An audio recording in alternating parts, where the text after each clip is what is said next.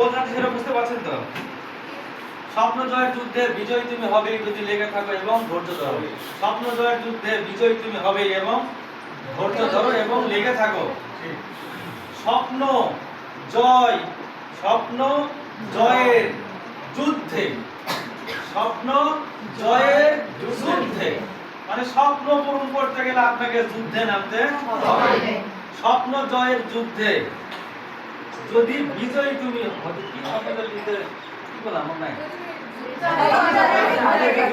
বিজয়ী হতে চাও তাহলে লেগে থাকে। স্বপ্ন জয়ের যুদ্ধে আপনার ধৈর্য ধরো এবং লেগে থাকে। তাহলে এখানে কি করতে পারছেন? স্বপ্ন পূরণ করতে পারছেন। স্বপ্ন পূরণ করতে গেলে কি লাগবে? ধৈর্য লাগবে। স্বপ্ন জয়ের ধৈর্য মানে আপনাকে জয় করতে গেলে ধৈর্য লাগবে। স্বপ্ন জয়ের যুদ্ধে কি করতে হবে? স্বপ্ন পূরণ করতে গেলে কি করতে হবে? স্বপ্ন জয়ের যুদ্ধে। তাহলে আপনারা কি নামছেন? একটা যুদ্ধ। এই যুদ্ধ কার সাথে? স্বামীর সাথে। এই যুদ্ধ পাড়ার লোকের সাথে। এই যুদ্ধ হচ্ছে এই যে আত্মস্বজনের সাথে। আগে হাজারো কষ্ট পেরিয়ে যখন আমাদের অফিস পর্যন্ত আসছেন, তখন আমরা কথা দিচ্ছি আপনারা আগামী দিনে অনেক ভালো কিছু করবেন। সবচেয়ে বড় কথা, আমরা যে কাজগুলো যেটা করা হচ্ছে সেটা হচ্ছে বিশ্বমানের।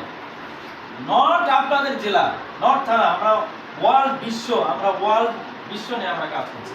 শুধুমাত্র আপনার এই এলাকাতে আমরা কাজ করছি। কালকে একটা কথা শুনে আমরা কষ্ট পেয়েছি, আমরা একটা কষ্ট পেয়েছি যে আমরা কাজ করছি বিখ্যাত মানে। আপনাকে ভালোবাসতে হবে। যদি ভালোবাসা দেন তাহলে ভালোবাসা পাবেন।